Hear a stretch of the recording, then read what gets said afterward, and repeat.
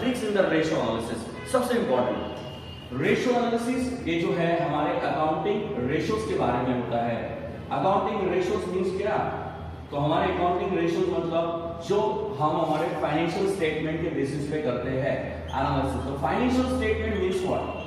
किसी भी कंपनी का अगर रेशियो एनालिसिस करना है तो उसकी एनालिसिस उसके अकाउंटिंग स्टेटमेंट यानी कि फाइनेंशियल स्टेटमेंट से होती है।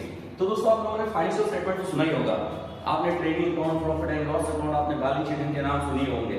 तो हमारे रेशियो एनालिसिस का मेजर बेस जो है फाइनल अकाउंट यानी कि फाइनेंशियल स्टेटमेंट में जो फाइनल अकाउंट होता है वो हमारा सबसे बड़ा बेस होता है। दोस्तों आपके रेशियो के हर क्वेश्चन में आपको ट्रेडिंग, P&L या बैलेंस शीट ऐसे आपको कंटेंट मिलेंगे और उसके बेसिस पे आपको रेशियो कैलकुलेट करना है। मतलब क्या?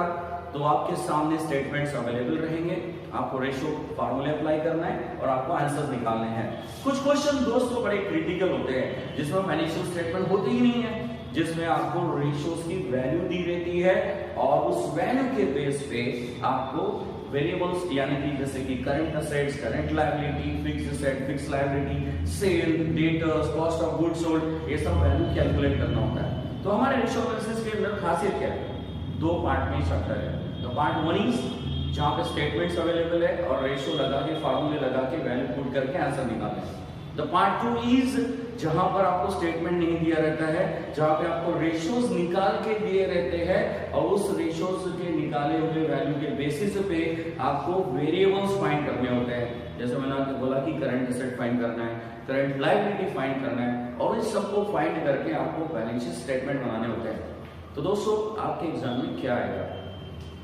तो जैसे कि मेरा अपना खुद का एनालिसिस है, तो आपके एग्जाम में ज्यादातर सेकंड पार्ट आएगा। सेकंड पार्ट आप फोकस करिए, मैंने क्या बोला कि सेकंड पार्ट आएगा जहां पे रेशियोज की वैल्यू दी रहती है और अपने को वेरिएबल्स फाइंड करने होते हैं।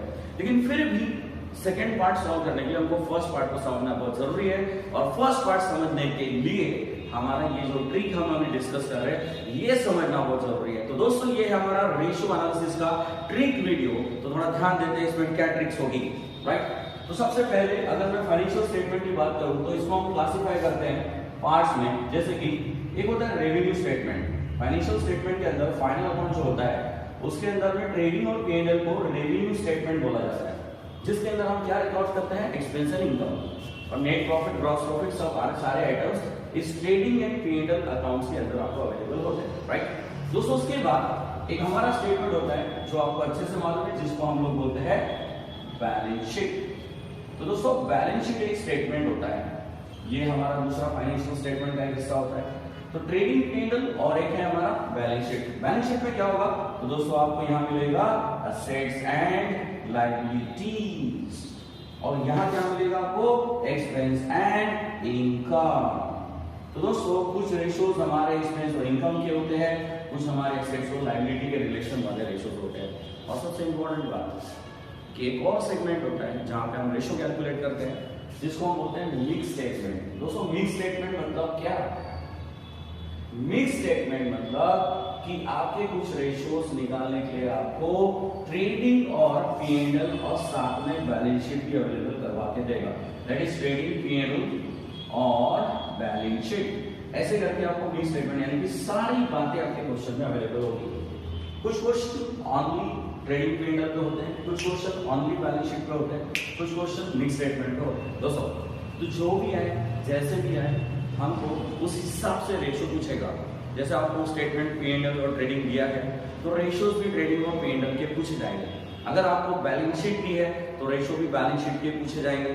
अगर आपको मिक्स स्टेटमेंट दिया है तो आई प्रॉमिस कि आपको ट्रेडिंग, P&L और बैलेंस शीट का कंबाइन यानी कॉम्बो रेशियो पूछेगा, राइट? तो दोस्तों यही हमारी ट्रिक है, यहाँ पे ही हमारा आंसर है और यहीं पे हमारे फॉर्मूलेज है कैसे कंस्ट्रक्ट होंगे। तो कुछ सैंपल मैं आपको दिखाता हूँ, उस सैंपल की तरफ हम देखते हैं और इस ट्रिक को सीखते हैं, राइट?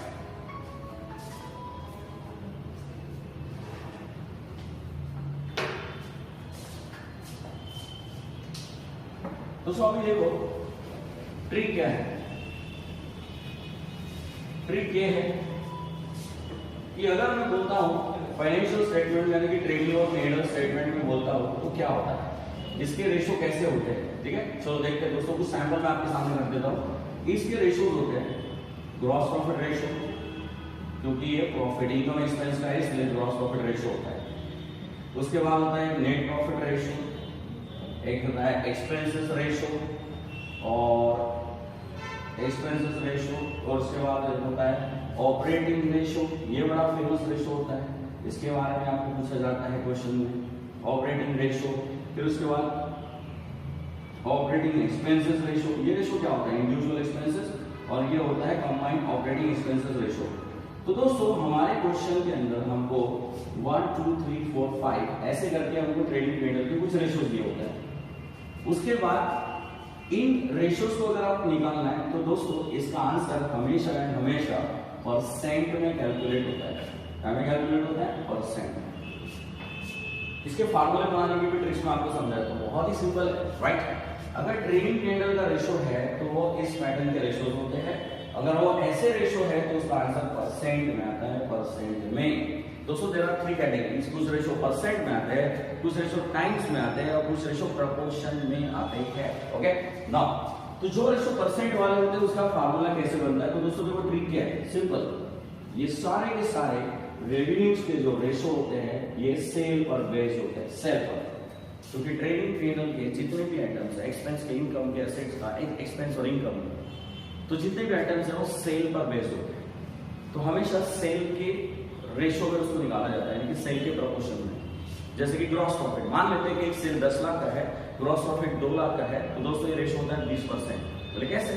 10 लाख के सेल में कंपनी ने 2 लाख का प्रॉफिट कमाया है, 10 लाख के सेल में कंपनी ने 2 लाख का प्रॉफिट कमाया है। तो दोस्तों इसका मीनिंग ये हुआ कि फार्मूले में नीचे 10 लाख आएगा और ऊपर 2 लाख आएगा, इंटू 100 करेंगे 20% आएगा। मतलब इनके फार्मूले सीखने हैं तो नीचे सेल लिखना है और ऊपर वो वेरिएबल लिखना है जो अपने को फाइंड करना है। जैसे ग्रॉस प्रॉफिट फाइंड करना है तो ऊपर ग्रॉस प्रॉफिट के अमाउंट लिख दो, नेट प्रॉफिट फाइंड करना है ऊपर नेट प्रॉफिट लिख दो, एक्सपेंसेस रेशियो मतलब जैसे कि एडमिनिस्ट्रेशन एक्सपेंस रेशियो निकालना है तो एडमिनिस्ट्रेशन एक्सपेंस ऊपर लिख दो, सेलिंग एक्सपेंस निकालना है तो ऊपर सेलिंग एक्सपेंस लिख दो। ऑपरेटिंग रेशियो क्या है सर? ऑपरेटिंग रेशियो मतलब ये एक्सपेंस का ही रेशियो होता है, तो इस वाले फार्मूले में ऊपर COGS प्लस ऑपरेटिंग एक्सपेंसेस आता है, यानी कि cost of goods sold plus operating expenses, cost of goods sold plus operating expenses ये रेशियो आता है। और नीचे वाले इसमें ऑपरेटिंग एक्सपेंसेस लिखा है, तो दोस्तों इसके अंदर P&L के ऑपरेशनल एक्सपेंस आते हैं जिसके बारे में हम कभी बात करेंगे। जैसे मैं आपको हिंट दे देता हूं कि operating expenses like administration expenses जिसमें salary, rent, electric bill, printing, stationery ये सारे कॉस्ट आती है। और एक आता है फाइनेंस एक्सपेंसेस जिसमें बैंक डेब्ट आता है, डिस्काउंट आता है, और एक आता है एक्सपेंसेस आपका सेलिंग एक्सपेंसेस जिसमें एडवर्टाइजमेंट, पैकिंग, लेबलिंग और डिलीवरी चार्जेस ये सारे एक्सपेंसेस हम लोग यहाँ लिखेंगे, मतलब कि उसको ऑपरेटिंग एक्सपेंसेस बोलते हैं। तो दोस्तों फाइनेंशियल रेवेन्यू स्टेटमेंट वाले जो रेशियोज है उसका फार्मूला बहुत ही सिंपल है कि नीचे हमने सेल लिखना है और ऊपर हम लोगों ने वो वेरिएबल्स लिखने जो हमको पूछे जा रहे हैं और उसको into 100 इसलिए लगाना है क्योंकि हमको आंसर परसेंट में निकालना है। किसमें निकालना है? परसेंट में। ये ट्रिक है, कुछ नहीं, क्योंकि ये आउट ऑफ वाली रिलेशन होती है कि प्रॉफिट सेल में से कितना, उसके बाद एक्सपेंस सेल में से कितने, क्योंकि जो कुछ होता है वो सेल के लिए होता है, तो सेल में से एक्सपेंस कितना, सेल में से प्रॉफिट कितना, ये रिलेशन को डिफाइन करने के लिए वैल्यू परसेंट में कैलकुलेट होती है, परसेंट में। अब आते हैं दोस्तों, आई होप कि ये छोटी सी ट्रिक आपको समझ गई होगी कि फार्मूले कैसे लर्न करने और कैसे याद करने हैं। बस ये याद रखिए कि आंसर परसेंट में होगा, क्या में होगा? परसेंट। दूसरा आते हैं दोस्तों अभी कोर बैलेंस शीट। कोर मतलब ओनली बैलेंस शीट वाले रेशियोज। दोस्तों इसके जो रेशियो होते हैं ना, ये रिलेशन यानी कि प्रोपोर्शन में डिफाइंड की जाती है। दोस्तों प्रोपोर्शन क्या होता है? 2:1। यहाँ पर आउट ऑफ रिलेशन नहीं होती है, जैसा कि सेल में से ग्रॉस प्रॉफिट, ये आउट ऑफ रिलेशन होती है कि सेल में से कितना ग्रॉस प्रॉफिट। दोस्तों लेकिन यहाँ ऐसा नहीं होता है। बैलेंस शीट स्टेटमेंट में असेट्स और लायबिलिटी की रिलेशन डिफाइन करते हैं, ये आउट ऑफ होता ही नहीं है, ये कंपैरिजन होता है। क्या होता है? Comparison of assets and liability of one variable with another variable, right? तो इसीलिए इन रेशियोज को हम प्रोपोर्शन में लिखते हैं। क्या में लिखते हैं? Proportion, right? तो दोस्तों कुछ एक सैंपल मैं लिख देता हूँ, फिर कैसे इसको इंटरप्रेट करते हो सिखा देता हूँ, फिर आप उसको फॉलो करिए। लेकिन बस एक चीज याद रखिए कि अगर आपके क्वेश्चन में सिर्फ और सिर्फ बैलेंस शीट है तो आपका रेशियो प्रोपोर्शन में रहेगा। इसमें रहेगा प्रोपोर्शन। जैसे 2:1 है, 3:1 आ सकता है, 4:5 आ सकता है, whatever it is, depend on the variable value. Okay, तो दोस्तों देखो अभी कुछ सैंपल लिखते हैं कि बैलेंस शीट रेशियोज क्या होते हैं। जैसे कि करंट रेशियो, जैसे मैं बोलता हूँ करंट रेशियो, तो ये रिलेशन होती है असेट्स और लायबिलिटी, यानी कि करंट एसेट्स और करंट लायबिलिटी। जैसे कि ऊपर आएगा करंट एसेट, नीचे आएगा करंट लायबिलिटी। ओके, तो ये रिलेशन, जैसे मैं बोलूँगा दोस्तों ये ट्रिक वीडियो है, इस वीडियो के अंदर मैं आपको सारी डिटेल्स में नहीं जा पाऊंगा। मैं नेक्स्ट वीडियो में आपके साथ आ रहा हूँ जिसके अंदर मैं आपको डिटेल में समझाऊंगा कि कैसे करंट एसेट कैलकुलेट होती है और कैसे करंट लायबिलिटी कैलकुलेट होती है। फिलहाल इस वीडियो में मैं आपके साथ 5 से 10 मिनट जो डिस्कस कर रहा हूँ, how to learn, how to remember, how to make, ये प्रोसीजर हम सीख रहे हैं। तो बस वो प्रोसीजर पे काम कर लेते, काफी इंपॉर्टेंट ट्रिक है ये, राइट सर। तो देखो करंट रेशियो, ये बैलेंस शीट का रेशियो है, तो इसमें सिर्फ असेट और लायबिलिटी लिखनी है। तो ये रिलेशन है करंट एसेट का करंट लायबिलिटी के साथ। तो मान लो कि आपकी करंट एसेट अगर 100 है और करंट लायबिलिटी आपकी 50 है, तो आपका रेशियो आ जाता है 2:1। जो भी आंसर आएगा, जैसे कि इस आंसर आएगा 2, तो इसको लगा देना 1:1, मतलब होता है 2 times your current asset is 2 times of your current liability, यानी कि आपकी करंट लायबिलिटी से डबल आपकी करंट एसेट है, इस वजह से रेशियो बना 2:1, राइट। चलो भाई कुछ और दूसरा रेशियो ले लेते हैं, जैसे कि हम लोग बोलेंगे प्रोप्राइटरी रेशियो। प्रोप्राइटरी रेशियो में दोस्तों होता है प्रोप्राइटरी रेशियो, नाम लिख लेते हैं हम लोग इसको, प्रोप्राइटरी रेशियो। तो दोस्तों इस प्रोप्राइटरी रेशियो में क्या होता है, शेयर होल्डर फंड ऊपर आता है। जैसे एक बार मैं नाम रिप्लाई करते हो, क्या लिखा है, share holder fund, share holders यानी कि owner's fund. Okay, owner's fund का टोटल एसेट के साथ क्या रिलेशन है, यानी कि बिजनेस की टोटल एसेट में शेयर होल्डर फंड का इन्वॉल्वमेंट कितना है, यानी कि मेरे बिजनेस की अगर एसेट 10 लाख की है तो उसके अंदर ओनर्स का पैसा कितना लगा हुआ है। तो हो सकता है क्योंकि हम लोगों ने कुछ पैसा उधारी भी लाया हो और 10 लाख की प्रॉपर्टी जो बिजनेस की बनाई गई है वो अपने खुद के पैसे से और एक्सटर्नल फंड से बनाई गई है। तो ये रेशियो का जानना बहुत जरूरी होता है। इस हिसाब से शेयर होल्डर्स का रेशियो जो बनता है, प्रोप्राइटरी रेशियो का जो रेशियो बनता है, ये टोटल एसेट के साथ बनता है। तो यहाँ पर दो वेरिएबल, मतलब ये क्या कि share holder fund balance sheet से उठाया हम लोगों ने, क्योंकि इसमें आता है equity capital reserve fund, P&L, share premium, capital reserve, ये सारे टाइप के इंटरनल फंड्स इसमें इंक्लूड होते हैं। और ये है हमारी टोटल एसेट जो हमारे बैलेंस शीट की टोटल होती है। बस कंसीडर करिए कि टोटल एसेट में फिक्टिशियस एसेट नहीं आनी चाहिए, जो वर्कलेस होती है, जैसे कि premium expenses, discount, underwriting commission, ये एसेट को हमको एक्सक्लूड करना है। तो फिर जो भी है, अगर मान लो कि ये 1000 है और ये 200 है, तो आपका रिलेशन आना है 5:1। तो दोस्तों मैं बस ये रिफ्लेक्ट कर रहा हूँ कि प्रोपोर्शन में शो करना है, इसमें शो करना है प्रोपोर्शन। रही बात कि इसको कैसे याद रखें, तो इसकी ट्रिक सिंपल है, प्रोप्राइटरी यानी ओनर यानी शेयर होल्डर्स, उसका फंड। दोस्तों एक और फार्मूला लेते हैं, फिक्स्ड एसेट रेशियो। अब देखो यहाँ पर लिखा हुआ है फिक्स्ड एसेट, मैंने टर्नओवर रेशियो नहीं बोला, इसका एक टर्नओवर रेशियो भी होता है, लेकिन वो इस स्टेटमेंट में ऐसा नहीं होता। जब मैं टर्नओवर लगा देता हूँ तो it becomes a revenue statement link formula. Okay, but we are studying only the balance sheet statement, so that's why we are discussing the balance sheet formula only, and the balance sheet formula is what, fixed asset ratio। जब मैं ऐसा बोल देता हूँ, इसका meaning होता है कि आपकी टोटल एसेट में फिक्स्ड एसेट्स कितनी है, आपकी टोटल एसेट्स में फिक्स्ड एसेट कितनी है। और जैसे कि बैलेंस शीट रेशियो होता है, जिसकी रिलेशन कंपैरेटिव होती है, तो कंपैरिजन डिफाइन करने के लिए हम इस रेशियो को बनाते हैं। तो लेट्स टेक कि दैट इज 3:1, ये रिलेशन यहाँ पे डिफाइन हो रही है। तो इस तरीके से होता है करंट रेशियो, प्रोप्राइटरी रेशियो और फिक्स्ड एसेट रेशियो। और भी रेशियो दोस्तों होते हैं जो हम लोग इसमें बना सकते हैं, just like working capital to total asset ratio, ये एक रेशियो बनता है। और एक सबसे खूबसूरत रेशियो दोस्तों, ये बोनस नोट करके रख लीजिए, आपके एग्जाम में ये फार्मूला आने वाला है, आएगा ही, आप उस पर विश्वास करिए। और ये रेशियो और ये काफी फेमस रेशियो है, डेट इक्विटी रेशियो। दोस्तों ये क्या है, डेट इक्विटी रेशियो। और से देखो कि इसमें दो वेरिएबल्स है, डेट और इक्विटी है, तो दोनों के दोनों बैलेंस शीट के, किसके बैलेंस शीट, डेट यानी कि लोन यानी कि आउटसाइडर्स फंड यानी कि long term fund of the outsiders, और इक्विटी यानी कि ओनर्स फंड यानी कि शेयर होल्डर्स फंड। तो ये रिलेशन किसके बीच की होगी, आउटसाइडर और शेयर होल्डर्स के बीच की होगी। तो इसका फार्मूला बनेगा कैसे, नाम में इसका फार्मूला है कि डेट टू इक्विटी, यानी कि डेट ऊपर आएगा, इक्विटी नीचे आएगा, यानी कि शेयर होल्डर फंड। तो डेट यानी कि लॉन्ग टर्म फंड होते हैं, LTF लॉन्ग टर्म फंड, और इक्विटी यानी कि होता है शेयर होल्डर्स फंड, यानी कि ऊपर जो शेयर होल्डर फंड हमने इस क्वेश्चन में निकाले थे यहाँ पे प्रोप्राइटरी वाले में, वही वाला शेयर होल्डर फंड यहाँ होता है। Okay, equity not means equity shares, equity means all the holders, preference equity reserve premium capital reserve, every fund of the owner will be the share holders fund. तो दोस्तों इसमें value put करेंगे, again हमको हमारा formula निकालेंगे, and that would be the 2:1, 3:1, 4:5 whatever, but 1:1 लगेगा क्योंकि आपका आंसर आता है 2, तो आपको लगाना होता है 1। आपका आंसर आता है 5, तो आपको लगाना होता है 1। तो ये होता है प्रोपोर्शनल रिलेशन। बड़े सर, तो देखो पहला जो हम लोगों ने किए revenue statement percentage based, balance sheet statement के रेशियोज प्रोपोर्शन बेस्ड, और आते हैं मिक्स स्टेटमेंट। दोस्तों यहाँ पर बच्चे बहुत कंफ्यूज होते हैं, बोलते हैं कि फार्मूले तो काफी डेंजर है। मिक्स स्टेटमेंट के फार्मूले तो उल्टे और सिंपल है। मिक्स स्टेटमेंट यानी कि मान लो कि आपके क्वेश्चन में ट्रेडिंग पीएनएल और बैलेंस शीट आ गया है, अब इसमें कैसे होगा रिलेशन, राइट।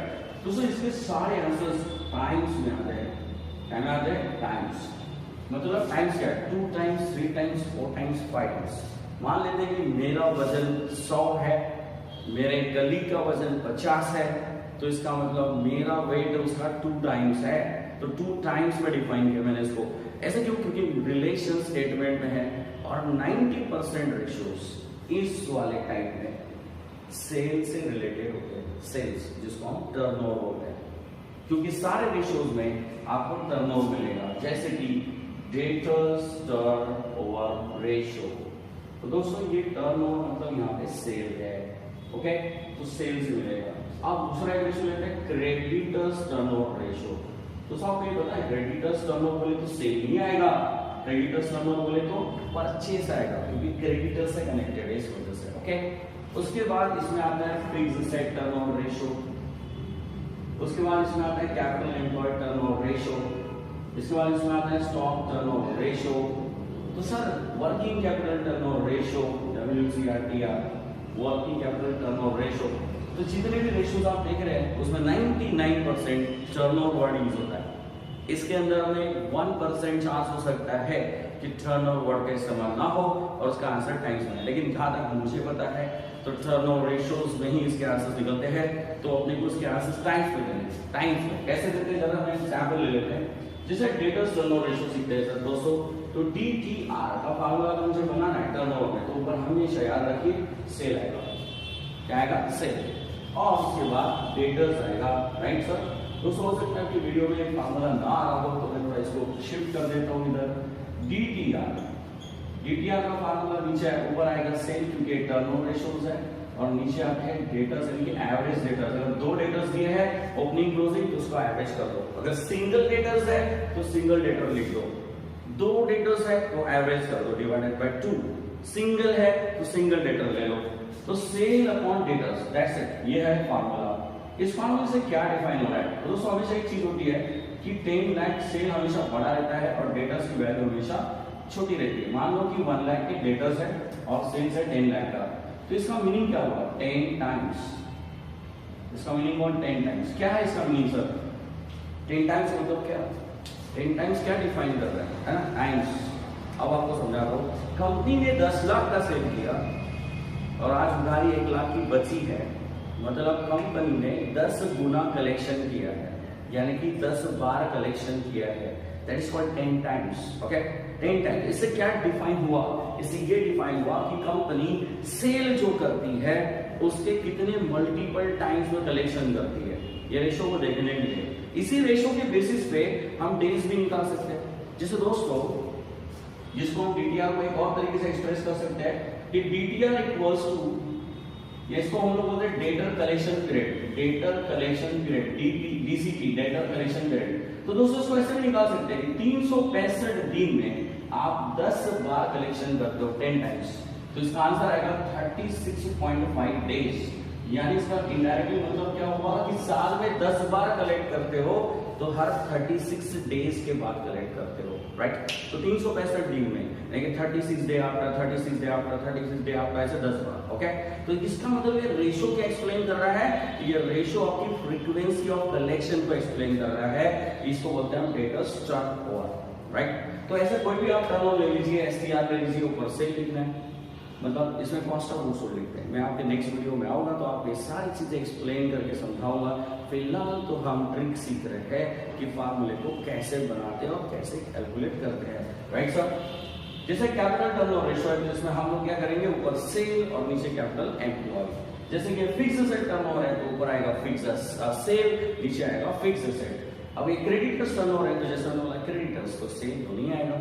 क्रेडिटर्स है तो क्या आएगा, परचेस, ऊपर आएगा परचेस, नीचे आएगा क्रेडिटर्स, ओके। इसको कोई इनटू 100 नहीं लगाना क्योंकि इसका आंसर टाइम्स में लिखना है, ओके, क्योंकि मिक्स स्टेटमेंट है। एक आइटम क्रेडिट पीएनएल का, एक आइटम बैलेंस शीट का है, तो ये मिक्स्ड वैल्यू हो गई, राइट। तो इनको डिफाइन करते हैं टाइम्स में, कितने गुना, राइट। इस आइटम का कितना गुना सेल है, इस आइटम का सेल की कितना गुना कलेक्शन है। जैसे फिक्स एसेट को लेते हैं, फिक्स एसेट को लेते हैं, इसमें क्या चेक करते हैं कि कितनी फिक्स एसेट है और उसकी कितनी गुना हमारा सेल हो रहा है। अगर 10 लाख का फिक्स एसेट है, 50 लाख का सेल हो गया, इसका मतलब 5 टाइम्स आपका सेल है, यानी कि फिक्स एसेट जितनी बढ़ाओगे उतना टाइम आपका सेल बढ़ेगा। तो दोस्तों ये था मेरा simple and short trick video for ratio analysis.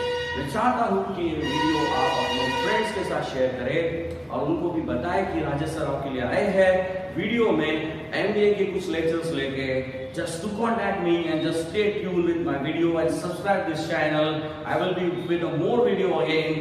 Thank you very much, and that will be helpful for you. I hope so. Thank you.